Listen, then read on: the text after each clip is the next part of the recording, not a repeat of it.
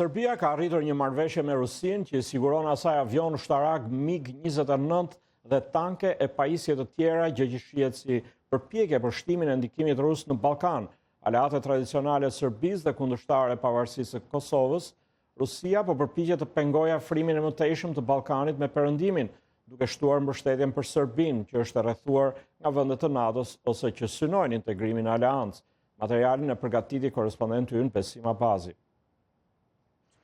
Kryeministri i Serbisë Aleksandar Vučić tha në Moskë se vendi i tij kërkon bashkëpunim të ngushtë ushtarak me Rusinë, ndërsa vuri theksin tek pranëshmëria e Beogradit në përpjekje për të vënë drejtpeshim ndërmjet marrëdhënieve historike me Rusinë dhe synimeve për antarësim në Bashkimin Evropian.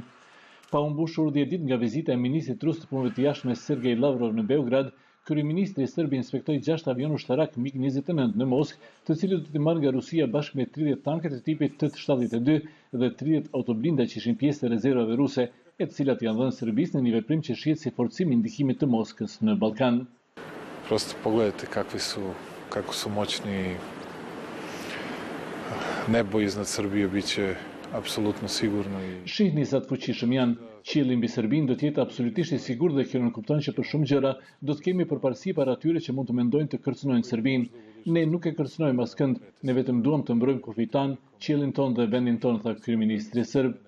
Ai tha pas një takimi me ministrin rus të mbrojtjes Sergej Shoigu se Beogradi do të shpenzojë ndërmjet 180 dhe 230 milionë euro për të modernizuar avionet MiG-29, për cilët do duhet paguante mbi 600 milionë euro në treg. Vučić po ashtu ka hapur negociatat me Rusinë për blerjen e sistemeve të mbrojtjes ajrore.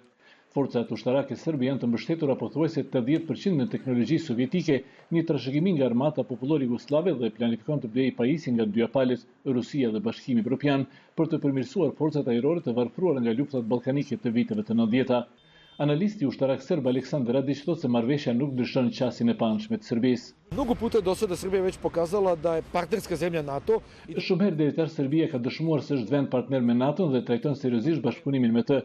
Në këtë kuadër nuk është tabu që Serbia me problemet e saj emergjente që nuk mund t'i zgjidhë ndryshe, siç është sigurimi i avioneve ushtarak për cilët nuk ka para t'i blejë të rinj, të gjejë zgjidhje me Rusinë. Natyrisht nuk besoj që dikush në Bruksel do të jetë i lumtur, por avionet MiG-29 që do të ketë tash Serbia janë avionë që tashmë përdoren nga Polonia, Slovakia e Bullgaria, vende anëtare të NATO-s, tha ai. Marrëveshja me Serbinë u bën në një kohë kur Rusia ka shtuar përpjekjet për penguar afrimin e mëtejshëm të Ballkanit me perëndimin dhe në një periudhë të shtimit të tensionit ndërmjet Serbisë dhe Kroacisë. Serbia, një aleate tradicionale e Rusisë, synon të antarësohet në Bashkimin Evropian, por ecën në vijën ngushtë ndërmjet Rusisë dhe perëndimit dhe ka refuzuar të bashkohet sanksioneve euroamerikane kundër Moskës për shkak të veprimeve të saj në Ukrainë.